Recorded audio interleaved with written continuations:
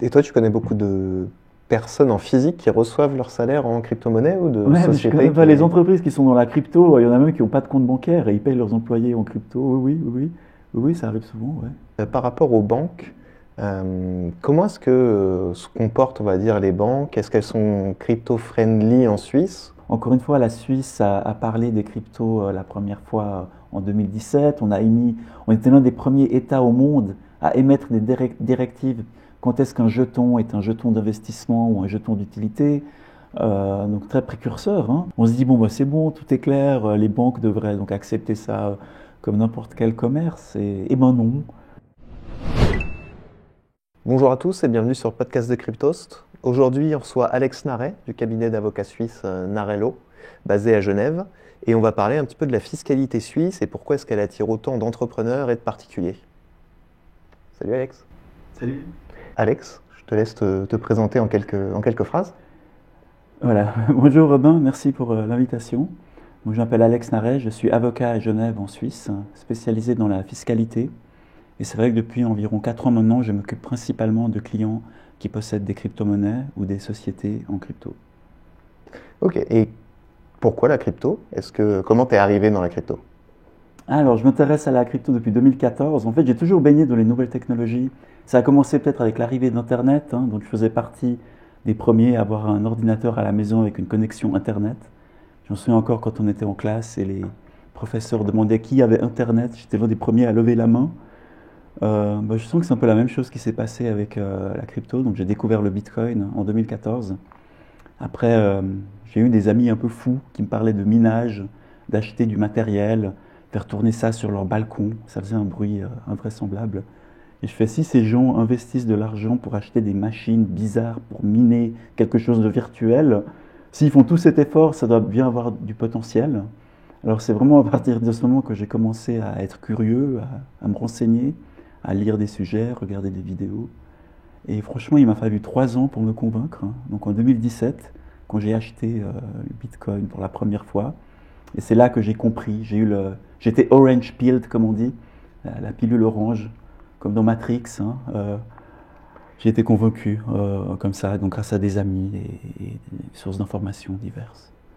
Ok, ça marche. Et du coup, quand on parle de la Suisse, on dit toujours, alors voilà, là maintenant avec l'élection de Donald Trump, Trump dit qu'il veut faire des États-Unis la capitale du Bitcoin, mais la capitale du Bitcoin, souvent, quand on y pense, on pense à la Suisse. Pourquoi est-ce que la Suisse attire autant, que ce soit des entreprises crypto ou même des particuliers? Ah, c'est intéressant que vous pensiez à la Suisse. Euh, ouais, je ne pensais pas qu'on avait une si bonne visibilité de l'extérieur, hein. Mais oui, la Suisse est un pays attractif et intéressant. Alors, bon, déjà, c'est un pays où le niveau de vie est très bon, les salaires sont élevés, c'est un pays stable, les lois ne changent pas toutes les minutes. Euh, non, puis après, il y a un aspect où, bien évidemment, il y a un certain aspect fiscal qui peut être intéressant pour certaines personnes, mais je ne pense pas que ce soit l'aspect fiscal qui attire les entrepreneurs, les investisseurs avant tout. Je dirais c'est plus la stabilité politique, économique, la qualité des soins, des écoles. Bon, sans parler que les paysages, les montagnes sont sympas, hein. Non, puis il y a cet esprit où on essaye de soutenir les entrepreneurs en Suisse. Donc les lois sont simples.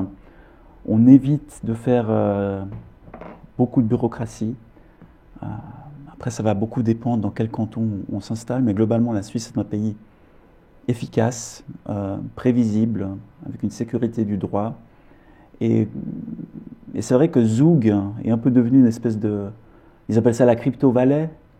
Alors, forcément, Zug est le canton qui a le taux d'impôt le plus bas en matière d'imposition des sociétés. Après, il a aussi un taux d'impôt très bas pour les personnes physiques. Mais je pense que c'est venu de là. C'est qu'il y a eu en Suisse, on a ce qu'on appelle le fédéralisme. C'est que les cantons ont une forme d'autonomie, indépendance, un peu comme les États aux États-Unis. Et c'est ce qui permet à certains cantons d'innover, d'être les premiers sur un sujet, de dire bon ben tiens, moi je vais favoriser les sociétés dans telle nouvelle technologie, je vais faire du marketing, je vais accepter les paiements d'impôts en crypto. Et c'est ce que Zug a fait au début. On a beaucoup entendu parler et certaines grosses boîtes de crypto, donc Ethereum, Solana, ont même créé leur fondation, à Zug d'ailleurs. Mais je pense que c'est cet ensemble de raisons qui fait que les gens viennent en Suisse. Ok. Et si tu... Donc c'est vrai que tu as parlé donc, des cantons, ce qui est un peu l'équivalent des départements, on peut dire, en France ou des régions. Et donc les règles sont édictées au niveau des cantons. Et donc tu as des taux d'imposition qui peuvent différer selon les cantons. D'où la raison pour laquelle les sociétés choisissent majoritairement le canton de Zug, mais qui n'est pas francophone, je crois, pour le coup, si je ne dis pas de bêtises. Ouais. Parce qu'il y a aussi, pour ceux qui ne le savent pas, il y a 3 langues en Suisse, si je ne dis pas de bêtises, le français, l'italien et l'allemand. Ouais. Alors officiellement, on a 4 langues, hein.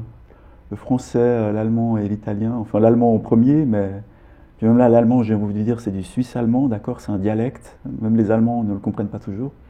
Et encore le romanche, mais très peu de gens le parlent, c'est une langue un peu historique, une espèce de vieille langue, canton des Grisons. Non, et par rapport aux lois, les lois sont fédérales, y compris les lois fiscales. Mais les cantons ont ce qu'on appelle une marge de manœuvre, typiquement pour le taux d'impôt. Donc les règles qui s'appliquent sont les mêmes pour tout le monde, mais les cantons disposent d'une marge de manœuvre à quel pourcent ils vont imposer les sociétés, les personnes. Et après même au niveau de la commune, donc c'est encore les petites... Villes. Vous avez aussi des communes, donc vous savez comment ça marche. Ont également un impôt qui peuvent décider du taux. Et parfois dans un canton, en fonction de la commune que vous choisissez, vous aurez un impôt plus ou moins différent. Ok. Et donc ça, pour toi, c'est plutôt un avantage ou est-ce que c'est un inconvénient justement d'avoir tous ces impôts différents là-dessus par rapport à la France qui vraiment a un taux d'imposition unique? Oui, ben c'est un sujet un peu controversé, hein, donc il y a certaines personnes qui voudraient arrêter ça, que tous les cantons soient au même niveau. Mais ça crée une certaine forme de concurrence d'avoir un taux d'impôt différent. Et finalement, j'ai envie de dire, avec le temps, ça s'est avéré être positif pour l'économie du pays. Ça a permis d'attirer beaucoup d'entreprises en Suisse, hein, c'est pour ça que la Suisse fonctionne bien. Et non, je pense que cette concurrence fiscale intercantonale est une bonne chose pour la Suisse. Et c'est ce qui permet de faire des initiatives comme on a vu avec Zug, ou récemment Lugano, dans le canton du Tessin, qui est dans la partie suisse italienne de la Suisse, où ils ont récemment lancé plein de projets crypto avec Tether. Et tout ça est possible de nouveau grâce à cette autonomie cantonale et communale. Ok, d'accord. Donc là, quand on va parler fiscalité d'un canton en particulier ou de manière globale de la Suisse? Non, alors le système fiscal est le même pour toute la Suisse. Et après, les taux varient d'un canton à l'autre. Donc je dirais peut-être d'abord les règles globales, puis après, si tu veux qu'on aborde quelques cantons ou quelques spécificités de certains cantons, on peut en parler aussi. Ouais, ouais, on peut démarrer sur quelque chose d'un peu plus global, parce qu'on entend aussi souvent parler de personnalités françaises qui vont en Suisse. Voilà, est-ce qu'on pourrait avoir un petit peu plus de détails sur pourquoi est-ce que ces personnalités-là vont en Suisse et de manière générale, toi, les gens qui viennent te voir, les raisons en fait qui les poussent à venir en Suisse, les principales par rapport à d'autres pays, puisqu'il n'y a pas que la Suisse qui est favorable, on va dire, davantage aux crypto-monnaies. On peut avoir Dubaï, je pense à ça, même le Salvador maintenant, qui est plus récemment. Pourquoi est-ce que les gens privilégient la Suisse? Ouais, alors la Suisse peut être réputée pour héberger certaines célébrités. Moi, je me souviens encore à l'époque, il y en a un qui faisait beaucoup de bruit, c'était Johnny Hallyday. Je ne sais pas si tu te souviens, ça remonte à quelques années, bien sûr. Après, il y en a eu d'autres, hein. On a des pilotes de Formule 1, des stars de cinéma. Alors, toutes ces personnes qui viennent en Suisse, qui ont des revenus très importants, viennent principalement pour ce qu'on appelle le forfait fiscal. Le forfait fiscal est un système d'imposition exceptionnel qui sort totalement du cadre de l'impôt ordinaire. Et c'est un système qui a été créé il y a plusieurs dizaines d'années. À l'époque, l'idée était, quand on est un vieux couple retraité d'Europe et on vient vivre nos vieux jours en Suisse, comment on fait pour imposer ces personnes? Parce que l'impôt, comme tu le sais peut-être, en Suisse et dans tous les pays occidentaux, il est lié à la résidence. Et une fois qu'on est résident d'un État, la Suisse, on a un assujettissement illimité. Ça veut dire qu'on est taxé sur nos revenus mondiaux et sur notre fortune mondiale. Et le problème que le Parlement, le gouvernement s'était dit, c'est que si on accueille des gens de l'étranger, comment on fait pour vérifier leurs revenus et leur fortune? Parce que du moment qu'ils ont un historique à l'étranger, puis à l'époque, il n'y avait pas encore Internet, tous ces échanges d'informations, il n'y avait aucun moyen de vérifier combien la personne gagne, combien la personne possède. Alors ils sont venus avec cette solution plutôt pragmatique, c'est-à-dire, ok, vous êtes étranger, vous voulez venir vivre vos vieux jours de retraité en Suisse, ben venez, et on va vous imposer d'après ce que vous dépensez. Donc ça s'appelait historiquement d'ailleurs l'impôt d'après la dépense. Donc on va regarder combien ces gens payent de loyer, combien ils dépensent par année, puis on va prendre cette base de dépenses pour calculer un revenu fictif, puis on va imposer sur ce revenu. Au fil des années, cet impôt s'est avéré être très favorable parce que ça permet d'être taxé de manière flat, hein, donc c'est un impôt convenu par avance, et ces personnes donc, sont imposées sur ce montant finalement, quels que soient les revenus qu'ils gagnent. Donc ce système a été, donc après il a été adapté, élaboré, hein, il y a eu plusieurs règles pour limiter les abus, mais dans les grandes lignes ça reste la même chose. Parce que du coup, si tu dépenses très peu, au final, tu vas très peu payer d'impôts. C'est ça. Ouais. Mais maintenant, il existe des systèmes de vérification, ce qu'on appelle le calcul de contrôle. Voilà. Mais je dirais la plus grande restriction de ce régime fiscal, c'est qu'on n'a pas le droit de travailler en Suisse. Donc, c'est pour ça et on n'a pas le droit d'être suisse. Donc les Suisses ne peuvent pas en bénéficier. Donc il faut qu'on ait la nationalité d'un autre pays. Et une fois qu'on obtient ce statut, on n'a pas le droit de travailler en Suisse, au sens large. Donc on ne peut pas être salarié, consultant, toucher des revenus de Suisse et même parfois de l'étranger. Donc c'est assez limitatif comme statut. Et il y a eu pas mal de renforcements au niveau politique, donc ils ont serré la vis. Et maintenant, les taux d'impôt, enfin, pour bénéficier de ce statut, je dirais l'impôt minimum à payer, il est de l'ordre de 300 000 francs par année. Donc ça concerne vraiment les gros revenus, je dirais au-dessus d'1 million de francs ou d'euros par an. Donc quelqu'un qui touche au-dessus d'1 million devrait se renseigner sur ce statut qui peut être intéressant, en sachant qu'il sera limité pour ne pas avoir de travail en Suisse. Ok. Et pour être résident suisse, j'imagine que c'est comme partout, il faut habiter minimum 6 mois là-bas, parce que je crois que c'est dans certains pays où ils demandent une présence minimum d'au moins la moitié de l'année pour être considéré comme résident. Ouais. Alors c'est intéressant la question de résidence parce qu'elle est assez complexe. Alors sans vouloir faire tout un cours de droit ici, je vais essayer de rester très simple. C'est qu'il y a deux problèmes qui se posent au niveau de la résidence. Il y a au niveau local, donc chaque État a son nombre de règles. Au bout de X jours, vous êtes considéré comme assujetti à ce pays, vous devez payer d'impôts. Ensuite, vous avez les règles de droit international. Et ça, souvent les gens l'ignorent, mais les règles de droit international priment sur les règles nationales. Et typiquement, dans le cadre d'un changement de domicile, il faut déjà s'assurer d'avoir quitté son domicile précédent, donc si possible quitter certaines attaches. Et quand on se crée une nouvelle résidence, donc en Suisse par exemple, il faut bien veiller à se créer une vraie résidence, donc avoir un appartement, si on a des enfants, s'installer avec les enfants, les scolariser. Oui, c'est un vrai changement de vie en fait. C'est voilà. Pas juste je vais louer quelque chose en Suisse et passer quelques... Exactement. Mais c'est là que le nombre de jours entre en question, parce que finalement, formellement, une fois qu'on s'annonce dans la commune où on s'installe, on est considéré comme résident au sens civil de ce pays. Après reste la résidence au sens du droit fiscal, d'accord ? Et c'est là que c'est complexe. Donc ce qu'on va faire dans la plupart des cas, on a un modèle de convention qui s'appelle le modèle de convention de l'OCDE, qui est le modèle de convention de double imposition qui a été repris par la plupart des États. Donc, je vous parle de ce modèle parce que tous les pays au monde prennent ce modèle et ils l'adaptent. Mais les règles de base sont pratiquement les mêmes et la jurisprudence est très similaire et on a même des commentaires qui couvrent ce modèle-là. Donc on va regarder la convention de la Suisse et la France. Et dans cette convention, et comme dans toutes les conventions, il y a plusieurs critères pour déterminer quel est le domicile de la personne. Donc tout d'abord, il faut qu'il y ait ce qu'on appelle un conflit d'assujettissement. C'est-à-dire qu'il faut que la France dise « moi je considère que ce résident est résident français », et la Suisse dise « non, mais moi je considère qu'il est résident suisse ». D'accord ? Il faut un conflit. Une fois qu'on a un conflit, on va faire une analyse étape par étape. Qu'est-ce qui fait qu'on est résident d'un pays et de l'autre ? Et la plupart des conventions de double imposition disent d'abord il faut que vous ayez un logement. Donc imaginons que tu as un logement en France et un logement en Suisse. C'est ex aequo. Donc on passe à l'étape suivante. L'étape suivante, c'est dans quel état se trouve le centre de tes intérêts vitaux. Et c'est ce critère, je dirais, qui est le plus important. c'est dans quel état tu as tes liens et tes attaches les plus importants. Donc si tu as une famille, c'est ta famille, les enfants, là où ils vont à l'école.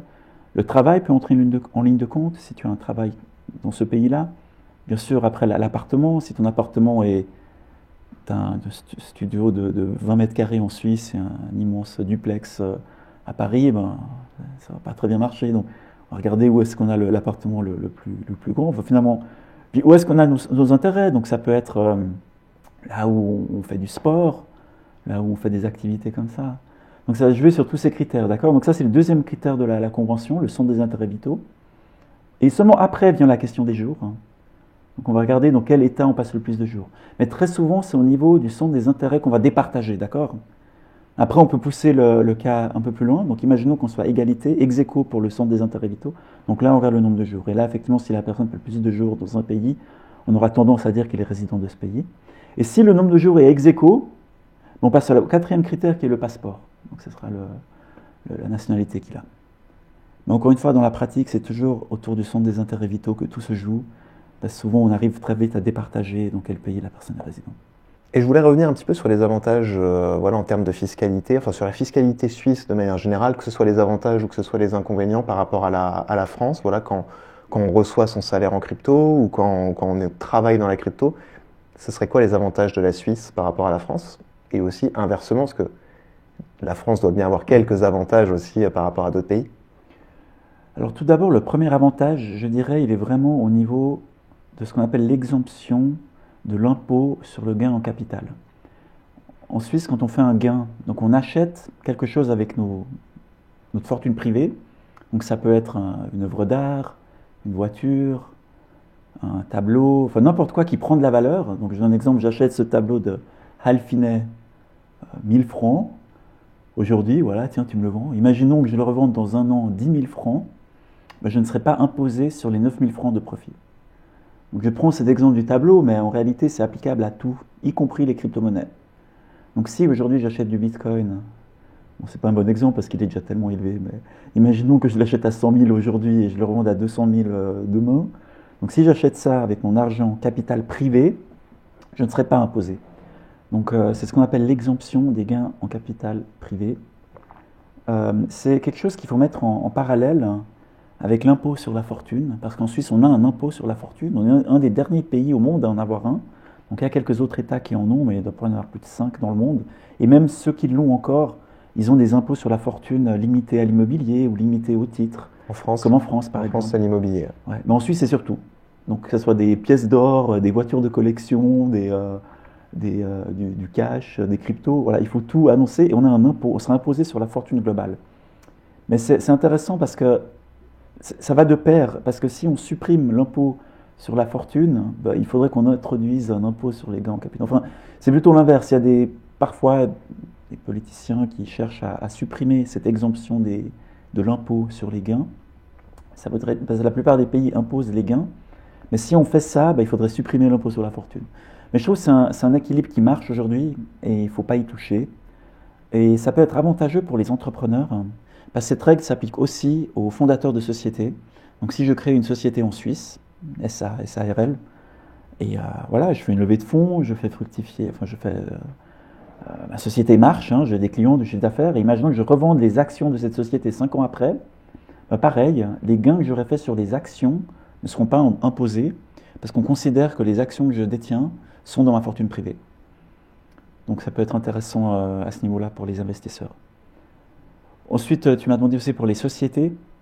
Donc il y a un avantage aussi pour les sociétés, à proprement parler. On a un impôt bas sur les bénéfices, on parle de 14% en moyenne. Donc la plupart des cantons se sont alignés à un taux d'impôt de 14%, flat tax, sur l'impôt sur les bénéfices. Ce qui est intéressant, c'est l'un des niveaux les plus bas d'Europe. Et je pense que ça attire certaines sociétés. Et parce que comme tu le disais tout à l'heure, il y a pas mal de fondations aussi qui sont en Suisse. J'imagine que ce n'est pas uniquement pour la fiscalité, mais il y a d'autres intérêts pour toi à avoir quand on est dans la crypto, sa fondation en Suisse. On a une longue culture de la fondation et de l'association qui juridiquement sont des structures très similaires. C'est vraiment ancré dans le système législatif suisse, ça existe depuis toujours.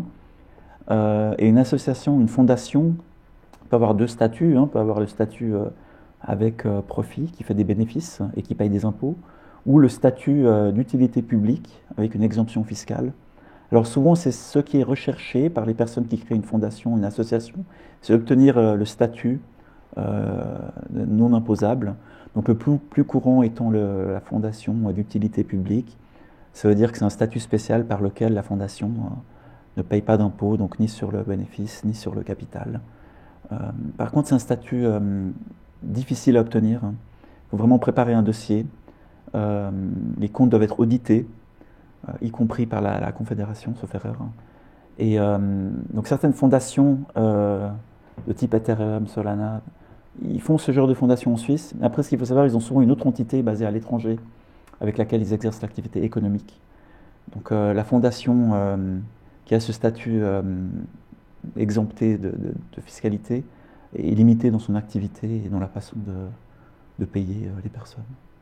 Ok, d'accord. Donc oui, de toute façon, Ethereum n'est pas une fondation d'utilité publique. En tout cas, ils n'ont pas fait les démarches en ce sens. Alors il faudrait vérifier, mais la plupart du temps, quand les gens optent pour la fondation, souvent ils cherchent à obtenir le statut exonéré d'impôts. Non, ça ne me surprendrait pas qu'ils aient ce statut-là, pour ensuite avoir une autre filiale ou une autre structure dans un autre État avec lequel ils ont une activité économique. Donc ça, c'est quelque chose qui est assez courant. Donc ils ont l'exemption fiscale en Suisse avec la fondation, qu'ils utilisent peut-être à d'autres fins que la structure qui a une activité économique. Et je discutais avec un comptable récemment qui me disait qu'en Suisse, quand tu vas déclarer tes crypto-monnaies, alors en tant que particulier ou en tant que professionnel, ou les deux, j'ai un doute, l'administration fiscale suisse prend la valeur de tes crypto-monnaies au 31 décembre. Mais on en discutait en off avant et tu me disais que c'était pas totalement ça. Est-ce que tu peux m'en dire un peu plus? Non, alors la règle est juste. Donc on a déclaration d'impôt, on va simplement remplir une feuille où on met l'état de notre fortune. Donc on doit mettre les comptes bancaires, les crypto-monnaies. Et souvent, ça sera la valeur au 31 décembre. Maintenant, pour les crypto-monnaies, il existe des prix officiels. Donc l'administration fédérale des contributions publie chaque année une liste de cours de crypto-monnaies. Donc sur cette liste, on peut trouver le Bitcoin, l'Ethereum et peut-être une centaine de jetons. Donc si vous déclarez vos impôts en Suisse, regardez cette liste et mettez la contre-valeur qui figure sur cette liste. Et parfois, le taux qui figure sur cette liste est plus avantageux que le taux au 31 décembre d'un CoinGecko ou un CoinMarketCap.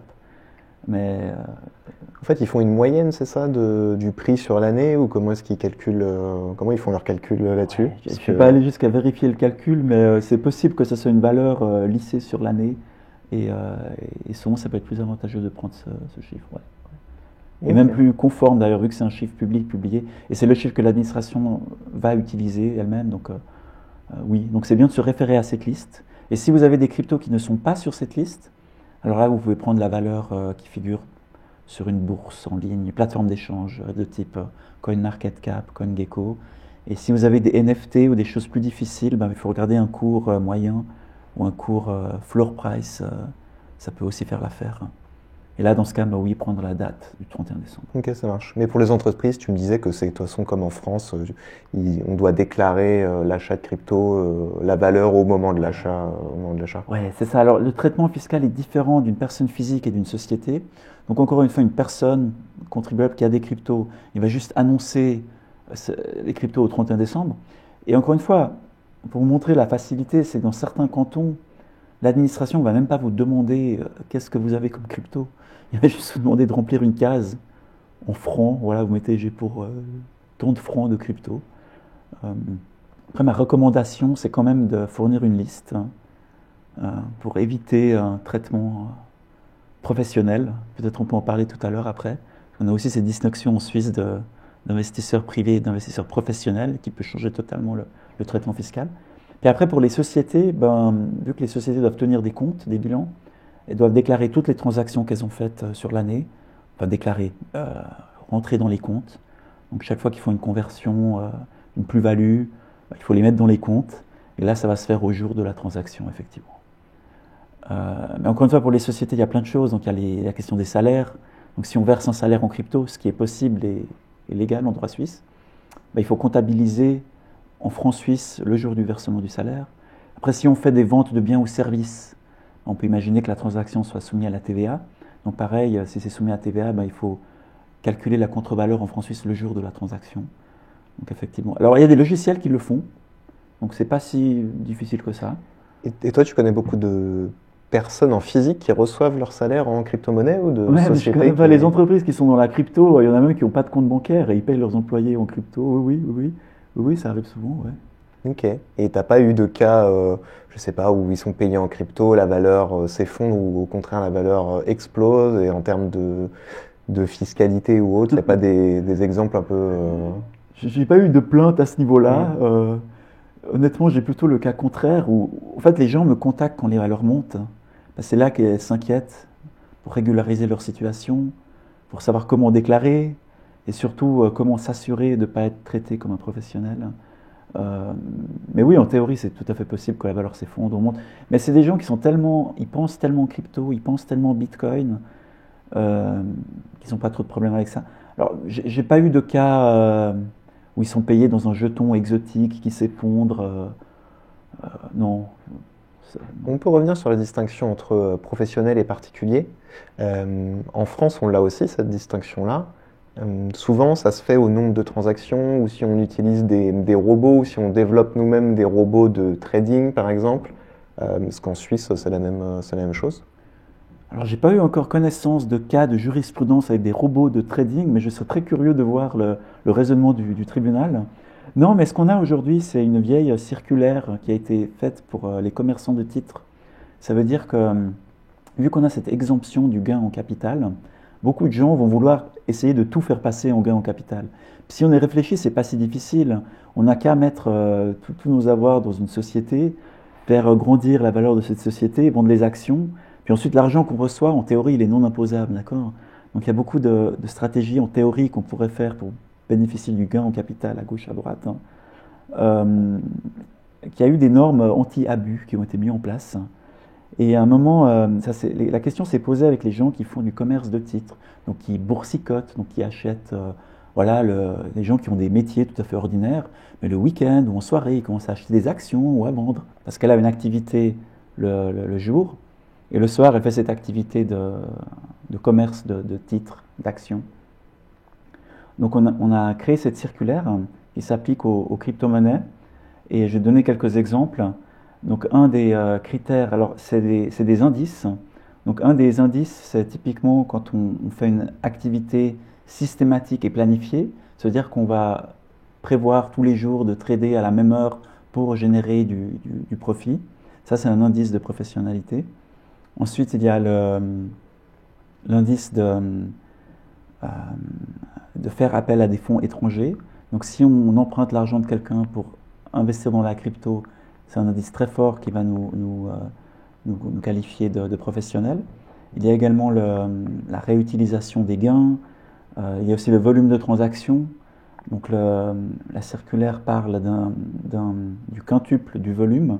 C'est-à-dire que si on commence le trading avec 100 000 euros en début d'année et à la fin de l'année, le volume total de transactions fait 500 000, donc 5 fois le montant initial, c'est un indice de professionnalité. C'est x15, c'est ça? x5. Ah, c'est x5, pardon. 5 fois le volume. Mais ce qui est difficile, donc c'est bien parce qu'il y a ces indices, ça permet de se dire, bon, ben, je sais plus ou moins à partir de quand je suis professionnel. Mais le problème, ce sont des indices et pas des conditions. Et ils ne s'appliquent pas de manière claire. Parfois, un seul indice peut vous qualifier de professionnel. Et parfois, tu peux remplir 3, 4 indices et pas être professionnel. Donc les gens qui voient cette circulaire, qui font de la crypto, ils paniquent assez vite. Parce qu'ils se disent, mon Dieu, c'est sûr que je suis professionnel, j'ai fait plus de 5 fois le volume, j'ai fait beaucoup de transactions. Mais en réalité, c'est un peu plus subtil que ça. Et c'est là que ça peut être utile de faire analyser sa situation pour savoir si on tombe clairement dans un cadre professionnel ou si on est un investisseur privé. Parce que la différence est énorme. En tant qu'investisseur privé, il n'y a pas d'impôt sur les gains. Et en tant qu'investisseur professionnel, donc non seulement il y a un impôt sur les gains, mais cet impôt est progressif, donc il va s'ajouter au salaire. Et en plus, vu que c'est une activité indépendante, on va devoir payer des charges sociales dessus. Et ça peut mener à des situations catastrophiques où on paye 70% d'impôts, plus parfois une amende, parce qu'on a oublié de déclarer cette activité. Donc c'est pour ça, faites-vous bien conseiller en Suisse si vous avez une activité d'investisseur crypto très prononcée.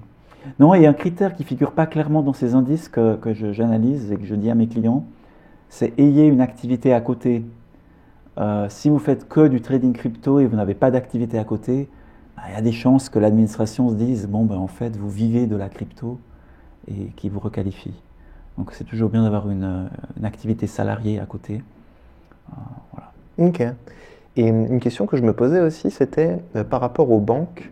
Comment est-ce que se comportent, on va dire, les banques? Est-ce qu'elles sont crypto-friendly en Suisse ou est-ce que c'est un peu un mythe comme quoi les banques suisses sont plus ouvertes aux crypto-monnaies que peuvent être les banques ou les autres banques européennes? Non, non, on aimerait croire qu'elle soit crypto-friendly, hein, parce que, encore une fois, la Suisse a parlé des cryptos la première fois en 2017. On était l'un des premiers États au monde à émettre des directives.